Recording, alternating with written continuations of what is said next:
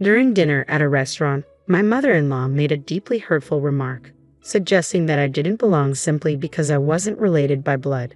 Her words stung, making me feel undervalued, and I had the sudden urge to leave. As I rose to go, she demanded that I pay for the meal since I was leaving early. Feeling mistreated, I refused to pay for everyone else's dinner. My name is Samantha, and I work in an office. My husband, Peter, and I have a generally happy marriage, but there's one significant issue: his mother.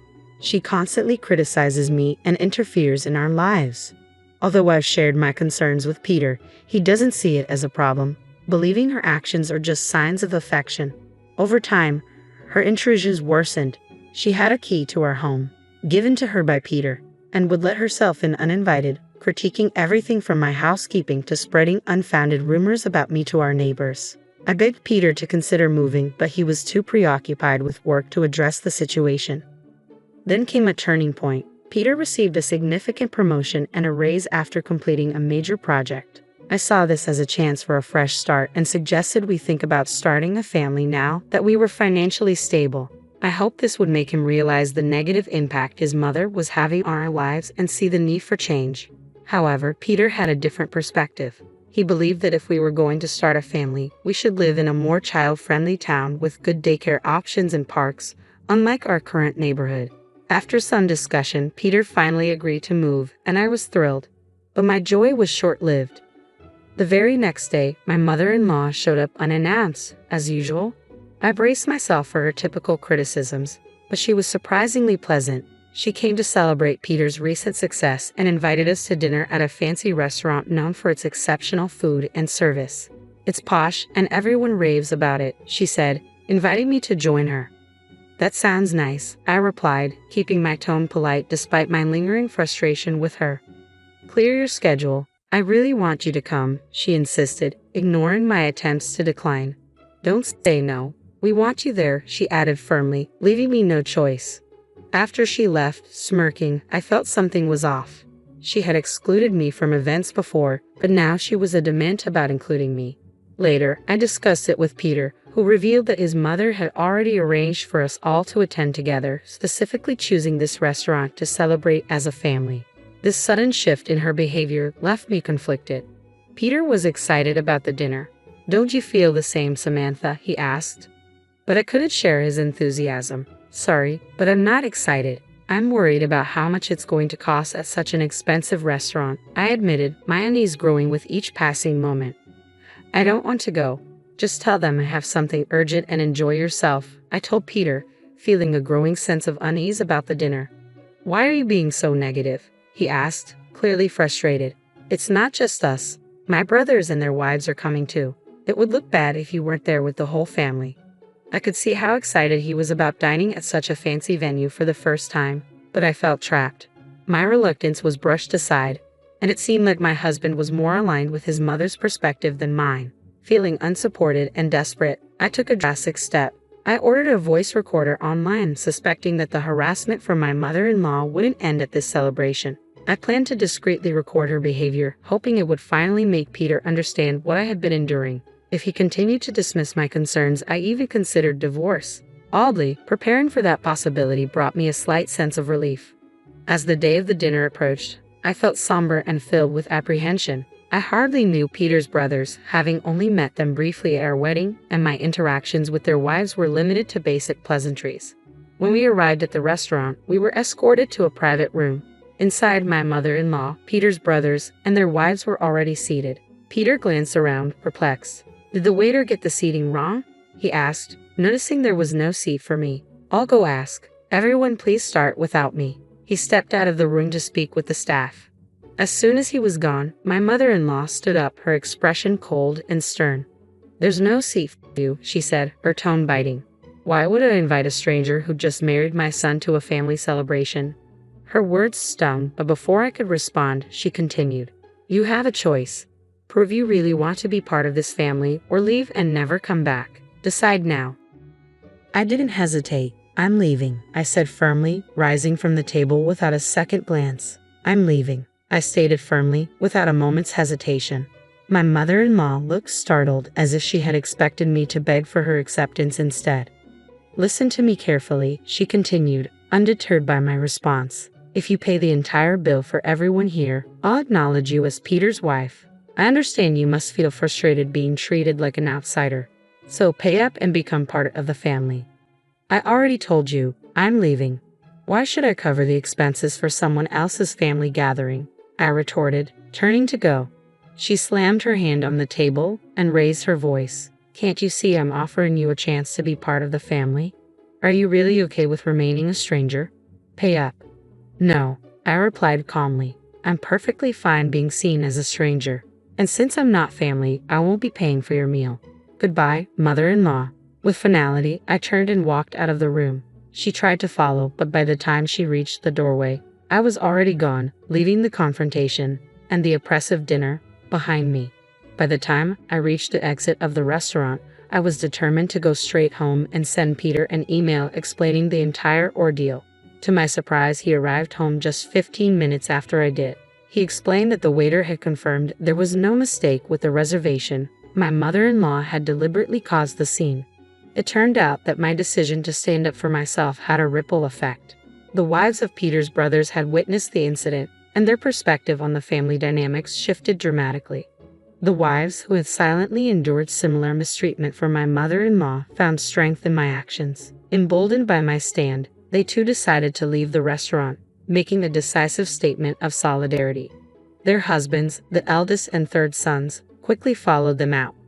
I braced myself for the inevitable backlash, and sure enough, within 4 hours, my phone began ringing nonstop.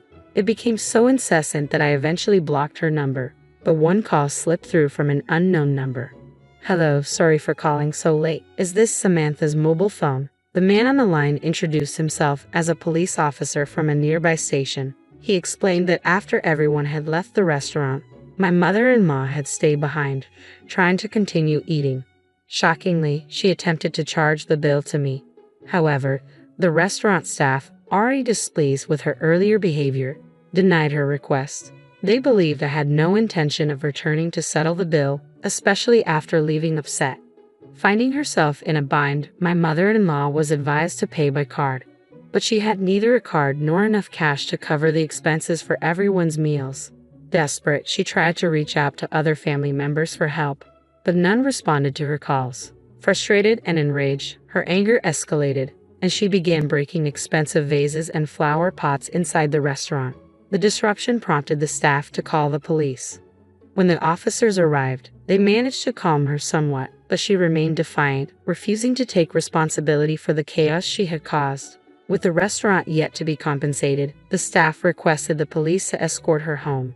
Feeling the sense of duty, despite having ignored the earlier calls, my husband and I reluctantly returned to the restaurant to address the situation. Upon arrival, we found the police still attempting to pacify my mother-in-law. The moment she saw me, she glared and shouted, "You're useless. This mess happened because you didn't pay the bill. Isn't it only natural to help your mother? Pay up now." Her nearly threatening tone, especially in front of law enforcement, took me aback. The officers had made it clear that if no one took responsibility, they would have to either escort her to a family member's home or arrest her for attempting to leave without paying the bill. Exasperated and determined to end the drama, I responded firmly, "Please take her away. Arrest her or do whatever you need to do. But make her take responsibility." My mother-in-law looked stunned by my assertiveness. "How could you say something so heartless? I can't believe it. Just pay the bill. It's bad luck to have a family member arrested," she pleaded.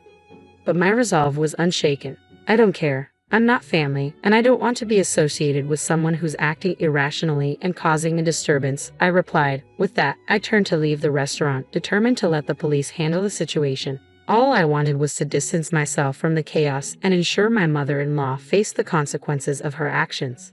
Just as I was about to walk out, my husband, who had been silent until now, suddenly spoke up. "I understand what happened was awful for Samantha, but is it really serious enough to warrant an arrest?" he asked, coming to his mother's defense. "You're missing the point," I shot back. "She's in trouble with the police because she tried to leave without paying and caused a scene. It has nothing to do with me. Or are you suggesting I should be responsible for paying for 7 people's meals when I didn't even eat?" My husband fell silent, then walked past me towards the police and the restaurant staff. Anticipating his next move, I called out, If you're going to pay for her meal and compensate them, we're getting divorced. Think about that. He didn't respond to my ultimatum. Instead, he quietly took out his wallet. Feeling hurt and betrayed, I left the restaurant, walking back home alone. Once home, I began packing my essential belongings, my decision to leave solidifying with every item I placed in my bag. Just before midnight, my husband returned. "Mom's not getting arrested," he sighed, clearly exhausted. She was in the wrong, but the restaurant said they'd forgive her if I compensated them and promised she wouldn't come back. I didn't have enough money, so I called my brothers to help. "I'm so tired," he went on, recounting the night's events, his frustration growing as he noticed my silence. Finally, he saw the packed bags. "What's with these bags?" he asked, confusion evident on his face. "I'm getting ready to leave," I replied, my voice steady. "We're getting divorced." His face fell as the weight of my words hit him, and I knew the rift his actions had caused was too deep to repair. "I told you that if you sided with her, we get divorced. You can't say you didn't hear me," I declared, my voice steady and resolute. My husband's face showed pure shock, his eyes wide with astonishment before his expression shifted, and he began raising his voice. "What's happening? You've been acting so strange today. I understand that Mom did something terrible, but why does this have to lead to divorce?" he exclaimed. "I've told you countless times that I'm being mistreated," I countered, frustration seeping into my tone. "Even with all the evidence and others backing me up, you still chose your almost arrested mother over me. Isn't it reasonable that I want to divorce someone who behaves like that? I've had enough." He continued to protest, but I barely listened. My mind was already focused on leaving the house and taking the necessary steps for a divorce. The very next morning, I went straight to get the divorce papers. When I handed them over to my husband, he made a dramatic show, lamenting how he didn't want a divorce. However, the moment I mentioned involving a lawyer, his reluctance disappeared, and he signed the papers. I sent them off immediately, marking the official end of our marriage. Finally, I felt a profound sense of freedom, reclaiming my independence. Soon after, my now ex-husband moved out and went to live with his parents. It turned out he had relied heavily on me for household chores, and without me, he struggled to manage on his own. The apartment quickly fell into disarray, and disliking the mess, he ended the lease and returned to his parents' home. A similar fate befell his eldest and third brothers. On the day my husband called them to help with the financial compensation at the restaurant, both encountered conflicts with their wives. Their wives had refused to pay for a debacle caused entirely by their mother-in-law. These tensions exposed deeper issues in their marriages, revealing a pattern of behavior far beyond my situation. However, both brothers chose to dip into their savings to help their mother without consulting their wives. This financial decision sparked heated disputes and strained their marriages, leading to serious talks of divorce. Ultimately, both brothers moved back to their parents' home, joining my ex-husband and mother-in-law. Like their mother, they refused to engage in any housework, preferring to rely on others. The entire family dynamic became the talk of the neighborhood, fueling endless gossip. Neighbors whispered about how the wives had allegedly abandoned their husbands, but in truth, they were simply standing up for themselves against a toxic family environment. In the end, my mother-in-law and her 3 sons, reluctant to grow up and take responsibility, found themselves all living together again, trapped by the very behaviors that had driven their families apart. The 3 brothers, in response, received staunch support from their mother, who blamed all the family strife on their wives. My ex-husband, hearing about this, nodded smugly, convinced that divorcing me had been the right decision. Despite the swirling rumors, my relationship with the neighbors remained strong.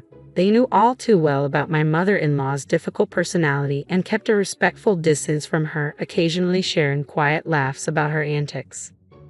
Over time, my mother-in-law developed a notorious reputation in the neighborhood as a parent who had failed to properly raise her sons.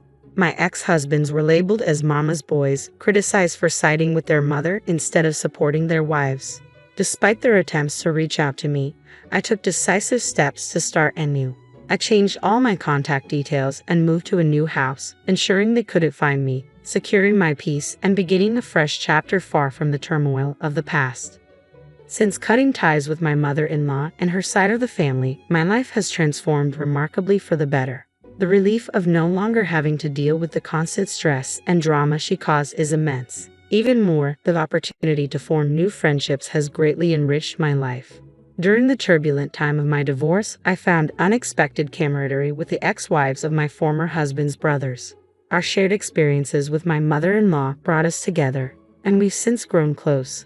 Now, we frequently meet up for meals and enjoy weekend shopping trips. Ironically, I find myself grateful to my ex-husband for one thing, introducing me to these incredible women who have become dear friends. In just 3 days, we're planning to explore a new cafe in town. It's refreshing to engage in activities that bring us joy, free from the toxic relationships of the past. This newfound freedom is incredibly liberating. I'm now living the life I've always wanted, surrounded by friends who uplift and support me. Reflecting on how different my life would have been without these friendships, I realize how much they've filled a void I hadn't even recognized. For that, I am profoundly grateful. I cherish these bonds deeply and hope they last a lifetime, as they have truly changed my perspective on what it means to have supportive, meaningful relationships.